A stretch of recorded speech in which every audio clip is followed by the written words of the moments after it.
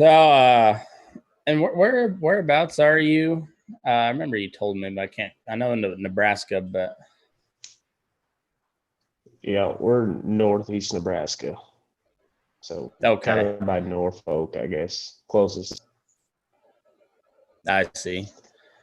Uh, that's what kind of that? I guess you're getting more back into the Midwest type country in that part of Nebraska, aren't you? Like the closer Yep. to Iowa than you are the Sandhills. Yep, exactly. But it's a bit different up here than the Sandhills where I grew up. Yeah. Well, Sandhills, that's real big cow calf country. I mean, and good cow country. And but are you guys more farm ground over in that part of the world or what? Yeah, if you can find somebody that can throw a rope around here, then you might as well buy a damn lottery ticket. So you must stay pretty busy catching cattle too, then. Yeah, we got 8,500 head, and it's a good time. Yeah. Right on. Well, we got a couple people watching now. You guys listening there here with Jeff Duda from Northeast Nebraska. Where Jeff's got a cool story. He was telling me a little bit about it, and I think you guys will like it. So, welcome everybody, all you daylight burners, and Jeff, welcome to the show. Appreciate you coming on. I guess if before we get too far in, I better tell you about sponsors so we can kind of get right into this bad boy. But first and foremost, we got this show presented to you by Stetson Ranches up there in Fromberg, Montana, working on building a legacy, multi-generational ranch, sustainable for multiple generations and multiple families. They're growing F1 Baldy cross calves, and they're turning them into beef to put right on your plate, direct from the rancher to the consumer. It's really high quality, high marbling beef, and you're getting packages for as low as eighth of a beef, right around $500 to $600 for something like that. And you'll get enough meat that you can that'll pay for itself in about the price of hamburger that you buy at the grocery store. And it's a lot better meat. Even the ground beef, you know that you got one animal that's going into that product instead of $500 to $600 that you buy in a big grocery store. So Stetson Ranch has also got some really nice foundation quarter horse bloodlines in their brood mares, throwing really nice colts and good, deep, solid boned horses with good mind, enough athleticism to take them any which way you want. It's a good family, good operation, and very, very forward-thinking outfit that is going to change the industry, I believe. If you got any questions about the beef, send me a message on the Facebook page, Burning Daylight page, and we'll get you in touch and get you some details. So thanks, Stetson Ranches. Next up, we got Loma Livestock, best goddamn sale barn in North America, over there in Loma, Colorado, 1369 12 and a half Road.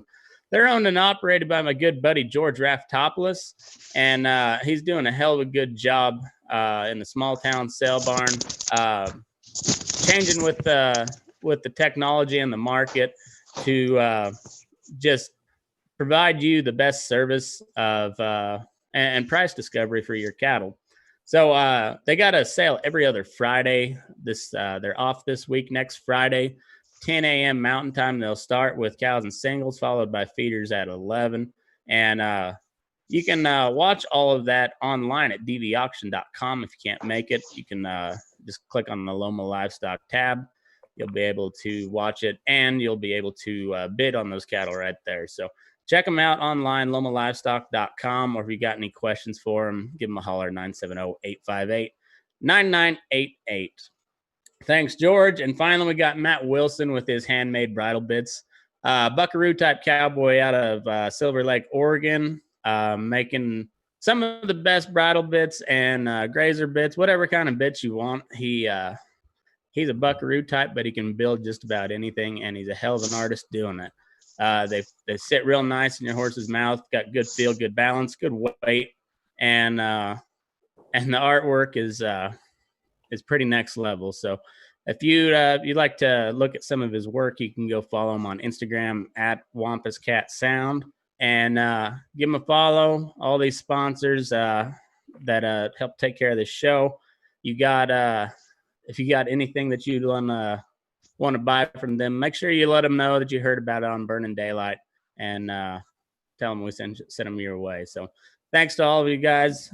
Thanks, Jeff. I guess start off. Let's see if you. I guess tell us a little bit about yourself. Where you're from. Tell us a little bit about your professional football playing days, and how it got led to where you are now. From the Sandhills originally, out kind of by Erickson, up there. Me and my wife went to college down at Dodge City, Kansas. Probably the worst place on earth. Never go to Dodge City. Never not. I played ball down there for a year, and what? It's awful. It's terrible. But played some ball down there. Did JUCO conference, which was that Kansas Jayhawk conference is absolute hell to begin with. I mean, back at the time, you can only have 12 out-of-state kids on your roster, and it was fighting tooth and nail against guys like Chris Carter's son and stuff like that. So that was always a blast.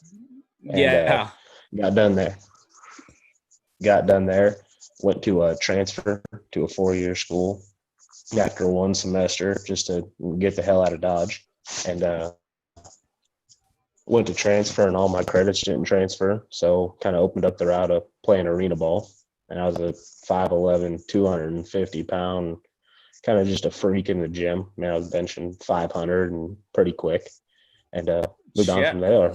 Kept playing ball, finally got a shot. And, yeah, a couple of times. Got it for 2 reps. And that's insane. Finally got a shot and kept playing hard and kept moving on and made a little bit of money, I guess. Right on. And so you actually played practice squad in the NFL, right? Yeah, for a short bit. Long enough to get beat up on. Yeah. What position did you play? Fullback and linebacker. Oh, you're just the dedicated head smasher. 100% on kickoff. I would go down. It was a blast. In arena ball, that's all I was. Is they would just send me down on kickoff to break the wall because they could still do that V in arena ball because it was just all a party is all it was. And they just wanted me to go down and take 3 or 4 guys out so everybody else could do the easy work. What's the schedule like for arena football? It's not demanding. I mean, we'd practice once a week, maybe twice a week, and then we'd go drive on a game. I mean, sometimes it'd be all the way Bloomington, Illinois, or down in Kansas. Like Salina had a team down there, Wichita had a team. Just kind of not that tough. There's a lot of characters. Don't get me wrong, but it was a good time. I would imagine arena football is kind of like the carnies of the football world. 100%. You had half the guys trying to move on, and half the guys just getting tattoos, wearing face paint. Is good stuff. That's awesome. I remember I watched arena football for like one season. I actually followed it when I was younger when Elway had his arena team. It was crazy rules, and yeah, it was fun to watch. It was hard to keep up with, but they'd have like 9 touchdown passes every game. Yep.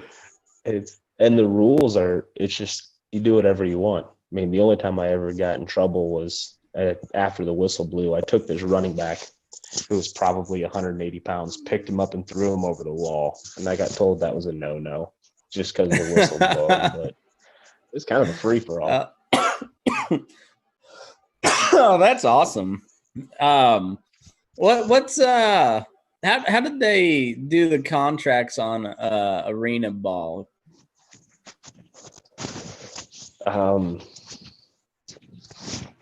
They give you checks.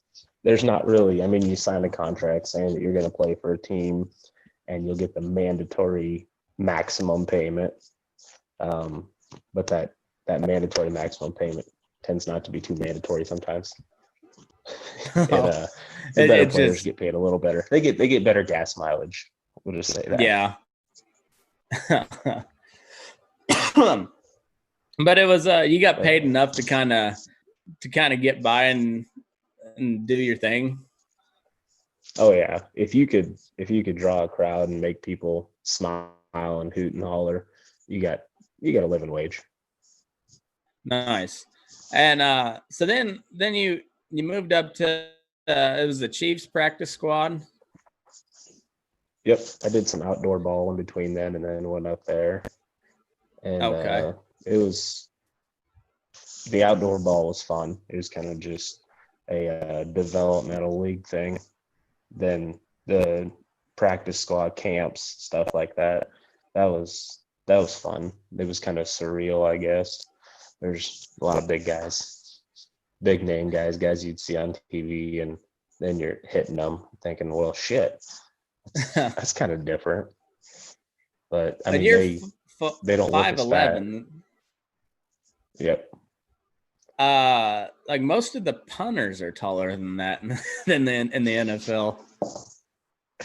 You know how many times I got told, well, if you were a little taller, you'd be a hell of a D end. Thanks.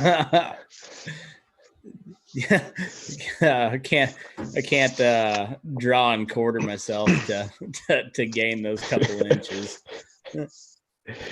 It was I mean, like you said, there were 6, 7, 6, 8 guys playing O-line that I'd have to blitz and smash heads with, and they're not as tough as they look, but you hit them a couple of times and they take a step back, but they're still about twice my size. Yeah, they're big dudes. So was the Chiefs your team growing up? No, I was a Broncos man. Good man. Good man. Fuck the Chiefs. How was that weird playing for the Chiefs, practice squad? No, not really. It was, I guess at that point it's just money. Yeah, exactly. So what's a practice squad guy make, if you don't mind me asking? I don't want to pry too into your personal stuff. I'm just kind of curious, like, I'm guessing you're not making Patty Mahomes money, but no, more than a cowboy, less than a star. Yeah. But they I'm guessing they don't really give you the best quality medical attention like they would somebody that's on roster. Yeah. Like not notice a torn rotator cuff for 3 weeks. Oh shit. Dude, pick up your damn arm. It still don't move, guys. I still can't pick it up. I don't know what's wrong with it. And torn rotator cuff, huh? Yeah. That one, my wife dressed me for like a month and a half that time. That was pretty cool. That's crazy. So how old were you when you were doing that? 20. Shit, I'm 28 now. That would have been 22, 23. Okay. So you were, I guess, roughly the same age as the rookies then, huh? Yeah. Yeah. just Now, you guys, coming you from a guys, less prestigious background. yeah. Um, you just share the same locker room as the regular roster guys, or is all one locker room? It, Or yeah, in St. Joe, it was kind of just one big locker room, the camp area. okay, St. Joe, Missouri, it was all just one big locker room. It was decent. I think they're a D2 school or something like that. So it was okay, a nice area, I guess. right on. That's interesting, but it paid well enough to where you could save up and go back to cowboying, huh? Yeah, I actually got done doing that. I started my own personal training company because I look kind of like mixture between the Hulk and I don't know, Waylon Jennings. So Yeah, started that up and made a little bit more money. And then after that was all said and done, we decided to move out to the middle of nowhere and finally found a place and bought her up. nice. So you said you're kind of a freak in the gym. Like you're just like naturally Nebraska, just country boy strong, huh? Yeah, it I don't know, I've always just kind of liked it. I enjoyed it. I'm weird. I kind of like pain a little bit. So when I can push myself past that point, that's always kind of intrigued me. And Yeah. we didn't have much growing up in a small town. So it was either go out and get drunk or go lift weights and then go out and get drunk. So most of the time I lifted weights and then went and got drunk. Good enough. That's funny, but do you always like kind of punch cows in the off season and stuff, or Yeah, up until my grandpa had passed, he raised Herefords. He's a big man, and I always found it fascinating how he just kind of moved him around. And funny story, he stepped in between two Hereford bulls fighting one day with a 4x4, and he dropped one to its knees. I've never seen anything like that happen in my huh? life, and ever since then, I thought it was the coolest thing in the world, and I just kind of been around cattle ever since then. Nice. Well, that's pretty neat. What was what was the locker room like with coming from Nebraska Sandhills? I can't imagine there's a whole lot of cultural diversity. I imagine it'd be a lot like Walsh, Colorado. Yeah, I guess it'd be kind of like, I don't know. I don't drink anymore, so being that one guy in the bar that doesn't drink and everybody else is out getting drunk, that's kind of what I Yeah. was. I was the one white kid and the one guy sitting there completely focused, trying to get stuff done, and it was different. Yeah. That's crazy. I always hear I listened to a couple different people that kind of your story where they you know just kind of naturally gifted in one certain way, but they also kind of had like the hustle hard type mentality, and made their like Pat McAfee. He gambled. He played in a poker room so he could get buy his flight to like a kicking seminar or something like that, and that's how he ended up with a scholarship. And then he just like hustled his way through the NFL, and he ended up being like all pro punter. And he was talking, coming from like a white kind of working class, Pittsburgh community, going to West Virginia, where like all their stud athletes are coming like straight out of the hood from different Yep. parts of the country. And if they're going to a place like West Virginia, they're also the type that might have some some priors and some disciplinary issues. And I just imagine that's just pretty wild, like a wild Yeah, meshing of cultures there. I'd say the biggest one was going down to Dodge City, and Oh, I I was bet. the only kid from out of state that wasn't black, and they all thought I was from Kansas. Every single one of them thought I was an in-state kid, And no, we went down there in the first week of classes. My wife went down there with me.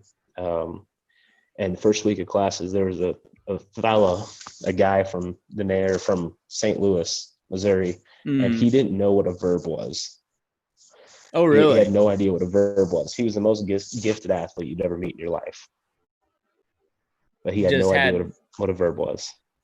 yeah, that's insane. But he could That's carry a insane. football. Yeah. That's wild. I Yeah. how many fights were there in the locker room during any given year?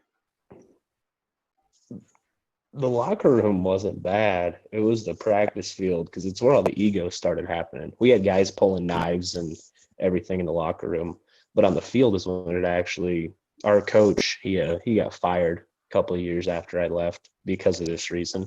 But we would get in fights to get out of 2-a-day running because he approved of it as long as we kept our helmets on. He encouraged it, and so there was quite a few big brawls that we'd go through.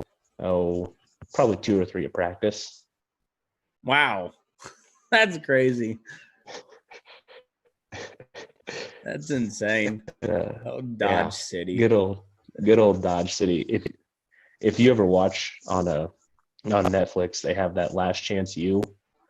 They Yeah. mentioned Dodge City being the Being like Dodge the, City being the bad boys. Yep. yeah. And we were the outlaws in JUCO football, that's for sure. You're like the Raiders of the 80s where you just expected to get poked in the eye.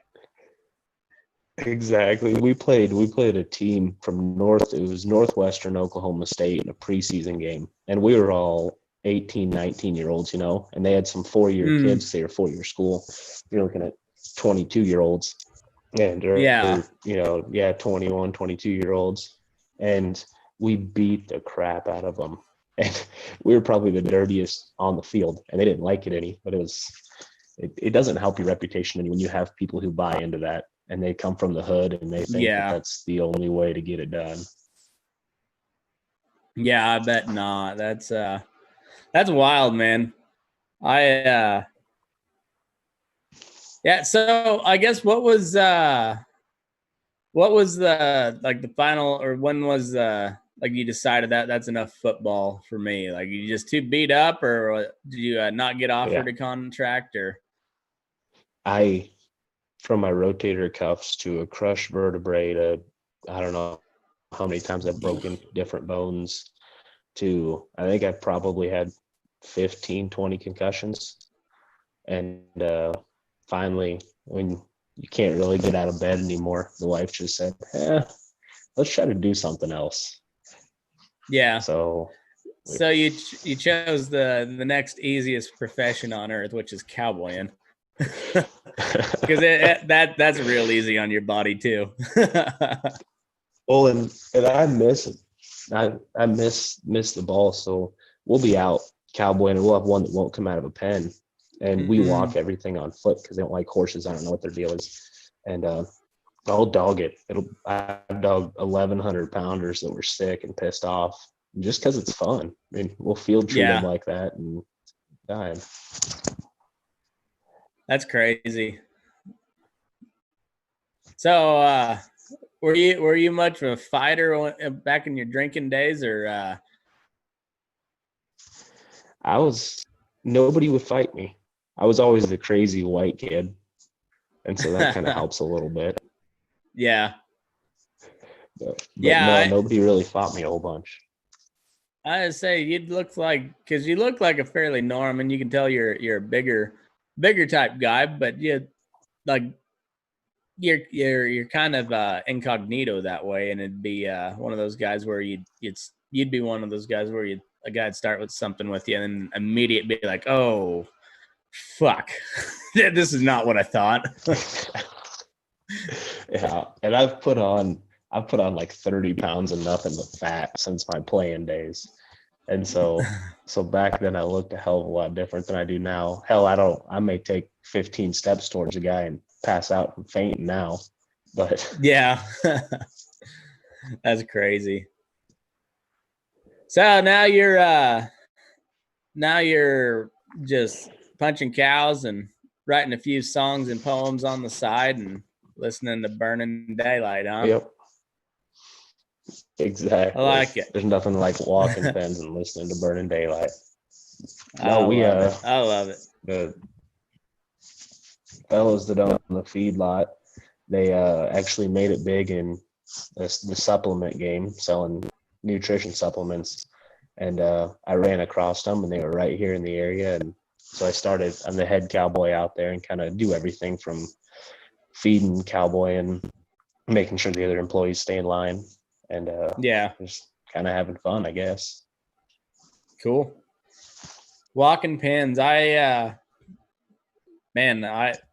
that that would take some getting used to. I'm not much of a walker. It's different. I'll give it that. I've rode pens before, and that's nice because it's easy. Yeah. Walking pens is, especially in the wintertime up here, when you got the snow melting, so the mud's up past your boots, and I refuse to wear those muck boots or whatever they wear. I'm always wearing cowboy boots, and so I'm getting shit in on my socks, and it's awful. Yeah, when those pins get deep, it gets nasty in the winter. You learn the corners to stay out of. Yeah, and if you got to move cattle on foot very much, or try to pull cattle on foot, like you learn how to read them real quick. Otherwise, you'll lose weight in a hurry chasing them fuckers around. I'm always raising a hand or raising another hand or just kind of taking a step, and they look at me goofy, but hell, it works a hell of a lot easier than being in a full dead sprint the whole time. Yeah, I've used my hands a lot, even on horseback. Just and I flag break all my horses too. So just sticking a flag right out in front of their face, that'll do a lot more than putting your horse in front of them. And it saves on your horse too. But I always tell them, you know what the animal's gonna do long before it does. It'll give it away before it'll turn. Yeah. Yeah, but there's some people that just do not have that ability to read cattle, and like you just, I don't know. I think it can be learned for most people, but there's some that just like it just doesn't work for whatever reason. They just can't see it. We have this fella, and his name is Adam. Great kid, hardworking kid. Just somehow passed high school with 6 zeros, a 7, and a 63 in the final quarter. I think he got through because of the coronavirus, but he is no idea how to move cattle around. And he's just a blast to work with. He's one of those guys. He gets run over on a weekly basis, and I mean gets trucked, and it is hilarious. He's not the. He picked up a welder my first week there. Picked up the welder. The welding rod was in the mud, electrocuted him so bad that he couldn't speak, and nobody knew what he was doing until he started shaking. I love the kid. It's awesome. Oh, that's funny. We've got this old man that works for us, and every now and then when we got busy days or something, and we're processing a bunch of cattle or something, he always he'll get volunteered just to work the snake, just that walk up and down the lead up, and that's it.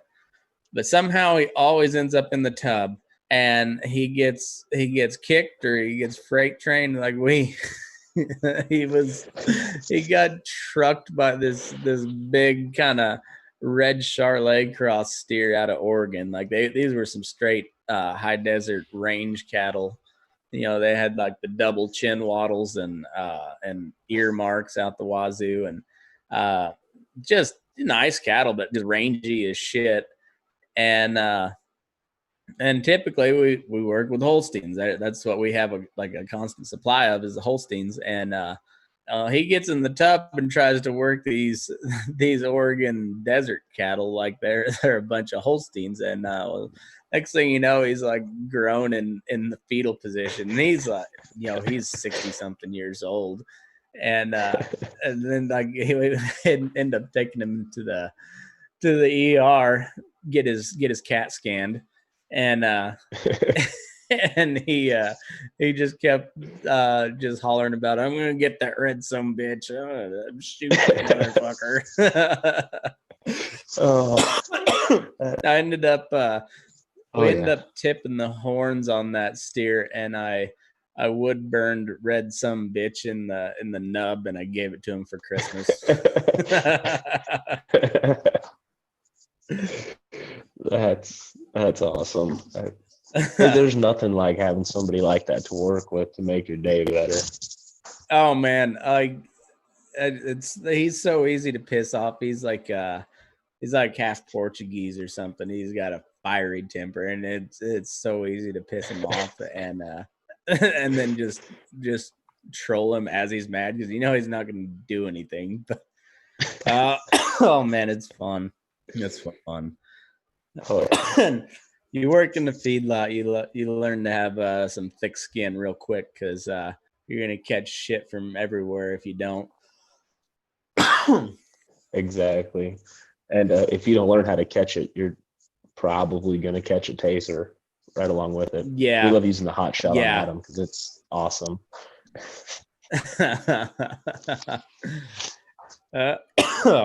Yeah, there's some guys that just they need a hot shot every now and then. They need to keeps them on their toes. Just exactly. And if nothing else, for comedic effect. Exactly. Well, what's the music scene look like back in your neck of the world? Are places open enough up enough where you can go play a few songs, or what? No, everything's still shut down back here, real tight, I guess. Well, we never completely got closed down, but it's coming back around, and people are wearing masks everywhere and look at you funny if you don't wear a mask. And no, it's restaurants are open, but we're not having any rodeos, no concerts, no county fairs, nothing like that. Which is that makes complete sense to me. Yeah. Just shut it all down. Yeah. But oh, so have you been how long you been writing songs, I guess? Oh, about a year. Yeah. My great uncle is Tom Paul Glaser, like sang with Willie and the Waylon and Jesse Coulter, and nice. One of the original Outlaws. And so I grew up around music. My grandpa, who raised me, he was always playing records and whatnot. And I got bored one day and just decided to start writing songs. Nice. And you just kind of picked it up out of, just on your own, huh? Yeah. Out of boredom, like I said, walking pens or watching trucks come and deliver corn. There's nothing really else you can do besides listening to Burning Daylight, obviously. Well, yeah, obviously. Found on any major podcast platform. So, like, do you play guitar and stuff too, or are you just writing songs? I can't play an instrument to save my ass. I can play the harmonica, kind of. Does that count? Nice. I think so. No, I think so. No, but no, that's about it. I just like to write, to be honest with you. I don't even like singing them all that much. I just like writing music and seeing what it comes out like. I got a couple stations here that been asking me to get it recorded so I can play them, and well, that takes too much damn time. So yeah, it takes it. Yeah, there's some work that goes into that shit. So And I got to go deal with a hippie for 4 hours when I do get it recorded, and he's sitting over there smoking his weed and talking about the '60s. And Oh, that's funny. I'd just send your lyrics over to Sam McHugh and have him put them together and make a hit song. there you go. Yeah, Sam's pretty damn talented. He's quite the musician, entertainer, songwriter, all the way around. He's pretty good. But that's cool. I've got a little bit of music ability, but like the writing songs, like I'm pretty good at telling a story, but putting it into song form, that's something I haven't figured out yet. So I'm gonna try to put a poem together for the Elko rendezvous, but I don't know. That's I think it takes a certain type of person to do that. I'm not sure I'm that. I think you got to get hit in the head like 10 times at least. I think that's the qualification. Oh, well, shit, it might be me then. I don't know. I just got to learn it. I never got knocked out playing. Well, no, I didn't get knocked out playing football. I got my lip bust wide open playing flag football one time. Guy got blocked off his feet and his head just blasted me right in the upper lip. And it was bad enough I had to get stitches in it, but I didn't get a concussion from that. I did though in Pee Wee football. My coach was taking us home, and he had this little like Datsun pickup or some shit like that. I don't remember if it was a Datsun, but it was one of those little bitty piece of shit pickups. And I was sitting on the tailgate, and he was hauling ass through Springfield, Colorado. And there's a couple big dips in the street, and we hit one of those, and all 65 pounds of me launched about 10 foot above the street. And yeah, I'm pretty sure my head hit first on that one. I remember jumping. I think I jumped straight up. I don't know. I could have laid there for a couple seconds. I don't know. But first thing I remember is jumping straight up. Who knows how long I was out? But this is my Pee Wee coach, and as far as I can remember, nothing ever really came of it. That guy still coached Pee Wee for a long time after that. So I don't even remember what his name was. Probably shouldn't say it. I get him in trouble. Oh, I'm gonna It's pretty hard to get KO'd. Yeah, I have one time. I know that we were branding some late calves, and I guess it had been December. Yeah, it was right around the same time as the holiday tournament, and I forget how the calf got loose, but it was one leg. And by the time I bailed on pulling his, yanking his tail over, it was too late, and I got the rope right in the back of my knees and flipped right on top of my head, and I was out for a good 15, 20 seconds. So I've had a few of those concussions myself. I don't think they hurt anything really. No, I can't remember if they did anyways. We were messing with hogs. We got a few hogs, and I was pissed off because, I was dealing with hogs, and I was driving a T-post that was bent at about a 90-degree angle, and I was pounding it as hard as I could, and all of a sudden that T-post tamper caught the edge of the post and knocked me right in the head. I went out cold. I don't know for how long, but I remember waking up on the ground looking, thinking, oh, shit, that didn't work out too well. Yeah, I had the same type of deal with a high lift jack when I was 8th grade.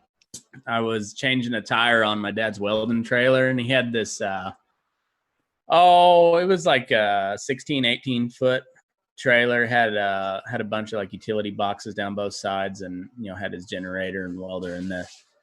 And it was a homemade trailer, heavy bastard. And it was middle of summer, so 104, 105 degrees outside. I was changing this tire, and And I had a pair of gloves that were just had oil and shit all over them, but jack handle was fucking hot. So letting that trailer down and gloves slip with the oily gloves slip off that handle, and I don't remember how many notches it came down before it caught me right in the jaw, but my jaw still clicks from that. Apparently my dad came out, didn't know for sure how long I'd been laying there, but I was just sprawled out like cartoon style. just spread taking a eagle nap. out. Yeah. On my back. Just complete spread eagle. But hell. If it wouldn't have been a high lift jacket, it'd have been a bar fight or something. So yeah, it's gonna happen. Yeah, you'll get yours no matter what happens. So yeah, that's crazy. With Okies late. Yeah, and those Okies are pretty good at giving you a few, at least throwing you over fence. Oh yeah, for sure. A lot of those Okies come up out of they background them on wheat pasture or something down there, Bermuda grass, but they come out of Florida and Alabama and Georgia out down in the swamp country, and they just barely kind of get them settled down before they ship them out. I don't know if you consider that settled down, but yeah, they start jumping fence as soon as they get there. You think, damn, that's rail garden. That stuff's 5.5 foot high. I don't know how the hell we're going to keep them in. Suckers can jump like deer. Yeah, look like it too. Yeah, for sure. Big old rangy suckers. It's kind of the way those Mexican cattle are. They're not particularly wild, but like you get one to move and the rest are gonna go, and they don't just go for a stroll. I mean, they'll move. They're yeah. If you get that lead one pointed towards a gate, no problem at all. But if not, well, you better regroup and figure out a better place to stand, because they're just running. Yeah. Those little bastards will just jump straight over you too, and then kick you in the back of the head as they go by. They really don't fear a lot. No, they don't. They it doesn't take much to spook them. But yeah, you're in their way. They don't give a fuck. They're just coming straight through.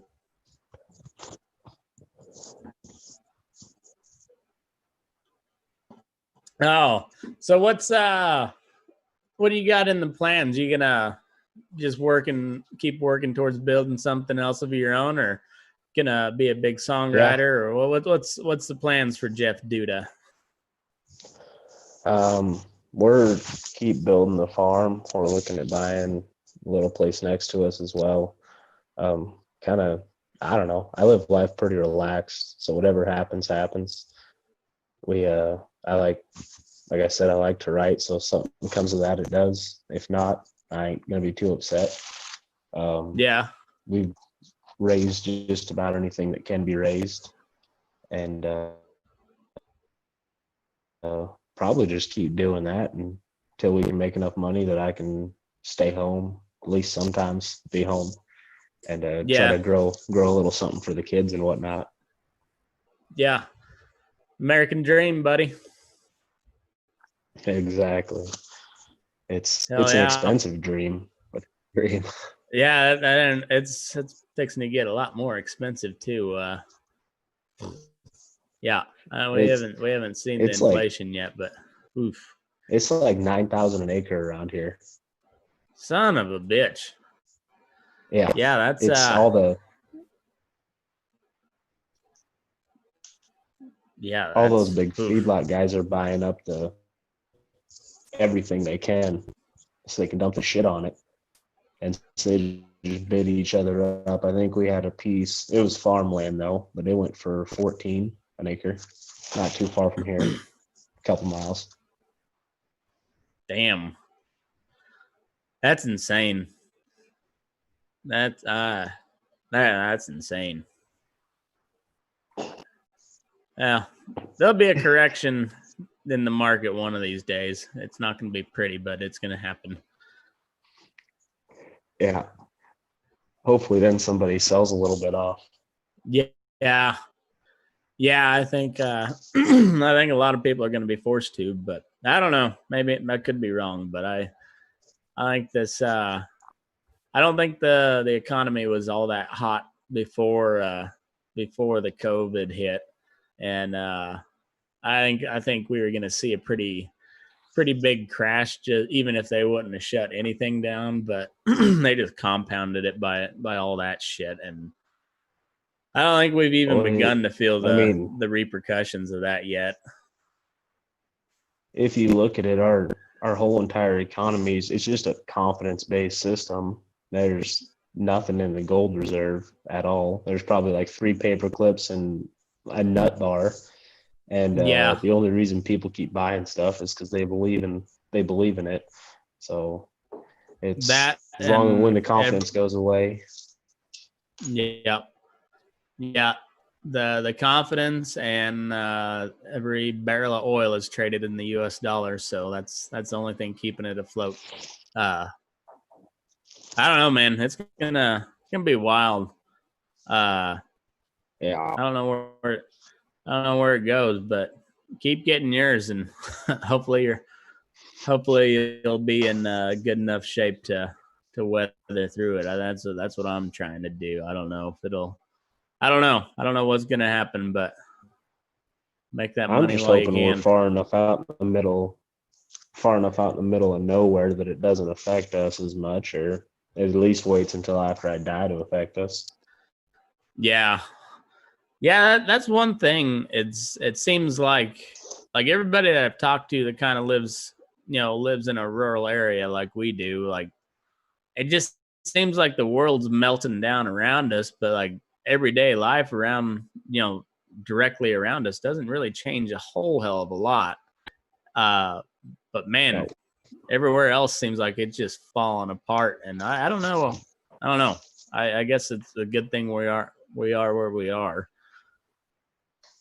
Yeah. I mean, I've always wanted to move to South Side of Chicago, just for fun, but I figured I better stay away for now. Yeah, it might be what you call hostile territory these days. But, well, I'm. Did you ever have any of your former schools build a statue of you or anything? No, I have not. It'd probably get torn down or spray painted over, but I was gonna say it's probably a good thing. You wouldn't have to get mad about it being torn down. Oh shit. It's a crazy time we're living in. I don't even know what to make of it anymore. It's a fucking simulation. Like I said, we just got back from Omaha, like I said earlier, and there's a reason why we live out here. I mean, we were there for just kind of a weekend getaway deal to not have to worry about the farm here, the feedlot, or anything. And everything's so crazy. People are yelling at people for not wearing a mask, and there's signs up saying that they don't take cash because there's no change and all this crap. That's a wild. Omaha's got a pretty good sized black population, doesn't it? North Omaha, it's bad. Yeah, but, that's where that recording studio is. I go to every now and then, and they got people in bulletproof vests standing out on their porches, and it's not an area you want to go to at nighttime unless you're looking for a fight. You better be damn quick with the gun if you are. Yeah, that's crazy. Because that's pretty well the only black folks in Nebraska outside of like the University of Nebraska campuses. Yeah, there's the University of Nebraska football team and basketball team, and then North Omaha.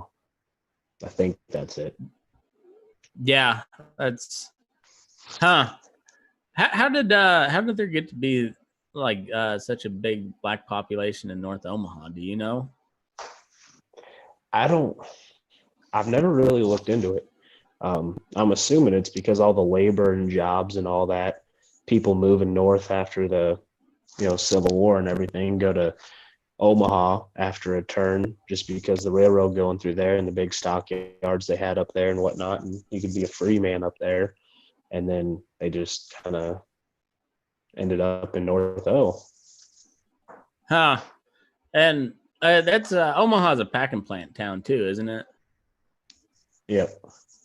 Yeah. There's a bunch of factories and shit there too. So I guess that makes sense. There's like all the big industrial cities in the Midwest have a pretty large black population. I think that started right after the Civil War, so makes sense, I guess. I just never really thought about it. I knew there's quite a few of them there, but never really dove deep into it. But it was wild. It really is. I've never thought about that before either. So thanks for bringing that to the attention. I'm gonna sit and ponder about that for the next 4 days. Yeah, I know. It's funny when you go to some of those, like you just driving through some of those inner city neighborhoods. Like it really is like going to a completely different country if you didn't grow up there. It's a whole different deal there. I don't understand it, but it's weird. It's like I trained when I had my training company in Lincoln after I got done playing ball. A gentleman who ended up going and playing for Jacksonville for a little bit, playing for the Jaguars, and he grew up in a really poor neighborhood in Houston. And he just said that poor bred poor, mediocrity bred mediocrity, and it just kept going down the line, and nobody would ever break it. That kind of seems like that's what's happening all over, I guess. Yeah. Well, and it's I don't know if it's just more pronounced in the black community or what, but like there's like we all know those towns like that where just same with white folks, like their granddaddy or somebody may have been a settler of the area and a big deal back in the day, but like now like the people that are the big families that still run those areas are nothing special, but they sure think they are. And it just like keeps breeding, like that type of mentality, or you go to like the, like the rough white neighborhoods too, and it's the same thing. It's just like nobody ever even dreams of getting off of welfare. They don't even really know that's a thing. It's just, that's just life. We live with, there's quite a few of those around here that they live like 12 to a household. And they want to live off everybody else's paycheck because it's easy. You got to love it. Yeah. And I don't know how you break that cycle. It's a weird thing. There's a lot of shit like that throughout the country that has been marinating for a long time, and it's kind of coming due, it seems like. And I don't know. I don't know where it's going. It's a weird time. It takes one. Yeah. Yeah, that's I'm from an extremely poor family, and hopefully we can get ourselves out of that rut and doing all right now, and they never have to live that, So if everybody else could just kind of pull themselves up by their bootstraps a little bit, I think the world would be a little bit better place. Well, to quote my new hero, Miss AOC, it is very hard for you to pull yourselves up by your bootstraps if you don't have any boots.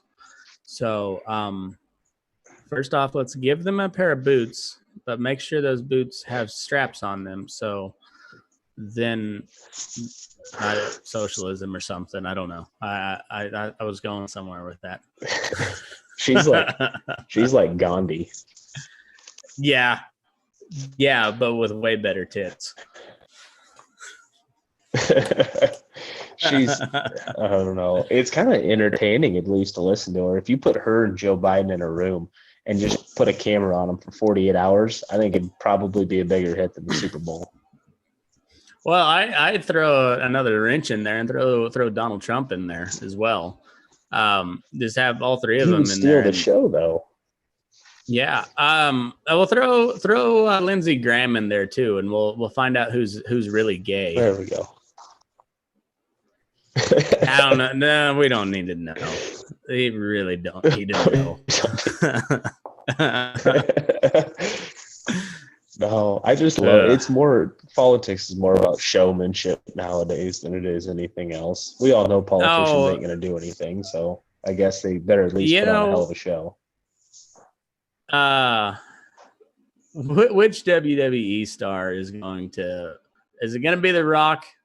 Is it going to be John Cena? I'm for Steve Austin. Stone Cold Steve Austin. I'd vote for Steve Austin. I'm for him running for president.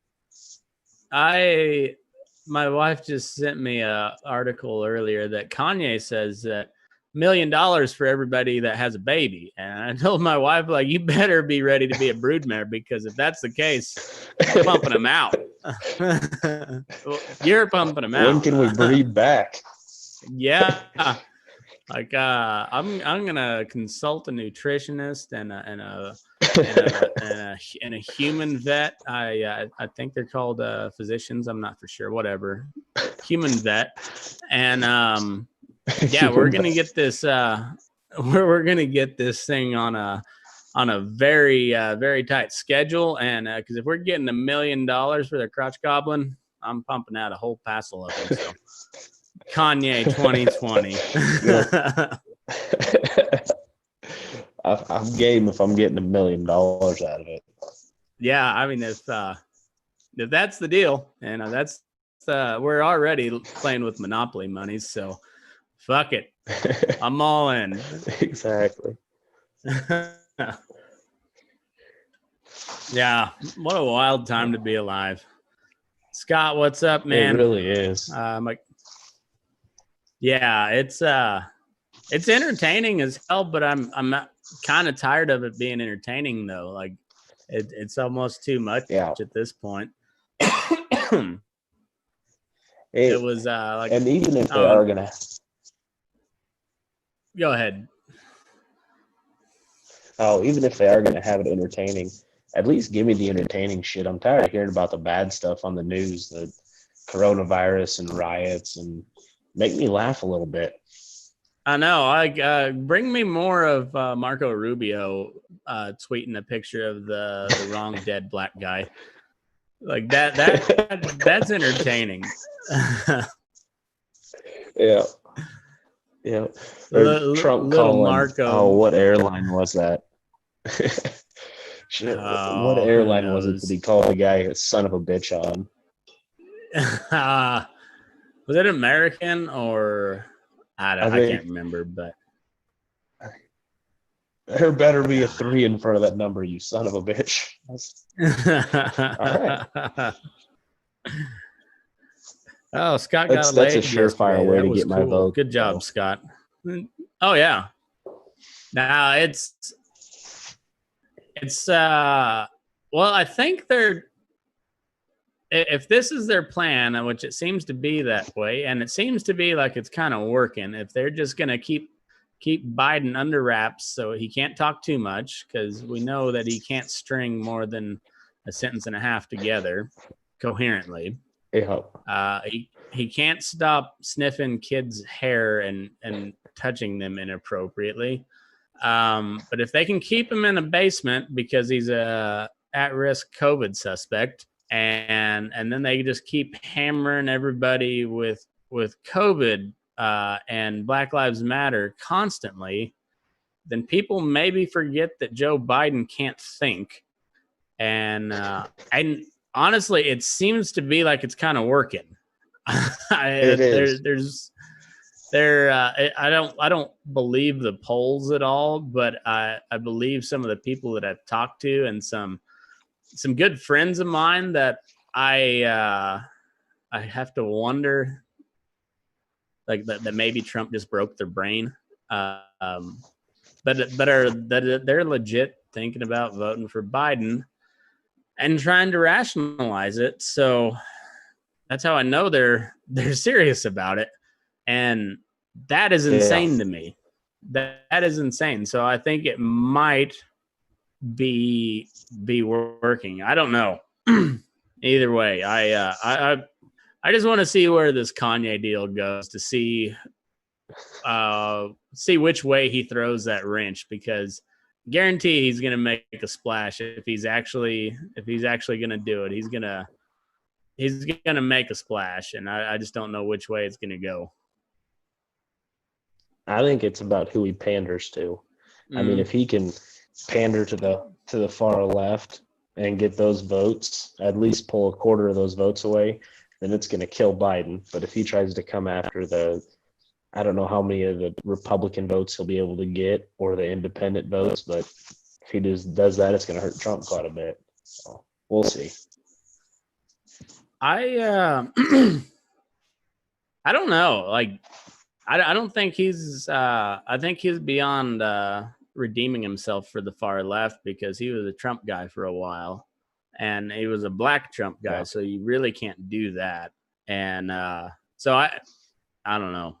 It'd be interesting. Yeah. He might be this cycle's Trump, though, where there's just enough people are just like, fuck both of these guys, whatever. I'll vote for Kanye. At least he's gonna have sick beats at his campaign rallies.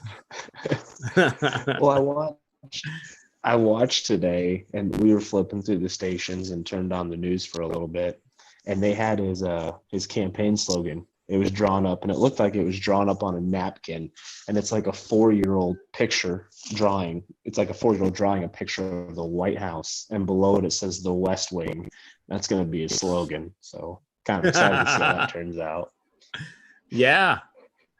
And then he's going to ban fish sticks, which that should have happened a long time ago, but can't have no gay fish around here. Gay fish 2020. I'm a motherfucking lyrical genius. Oh, God damn it. South Park's always so far ahead of their time. Like it really is. Yeah. It's wild. Well, shit, buddy. I've enjoyed it. This has been a good conversation. I had a good time. Thanks for coming on. For sure. Thanks for having me. You bet. If you got anywhere you want folks to follow you at, go ahead and spout those off. If not, whatever. Not really I got a Facebook, but that's about it. And yeah, my name's Jeff Duda. I don't have Twitter, don't have Instagram. I don't like using my phone too much, so there's that. Good enough. Jeff Duda. Man, the myth, the legend. Have fun and rock on. Yes, sir. All right. Thanks, folks, for tuning in. Thanks to all the sponsors, and move your ass. We're burning daylight.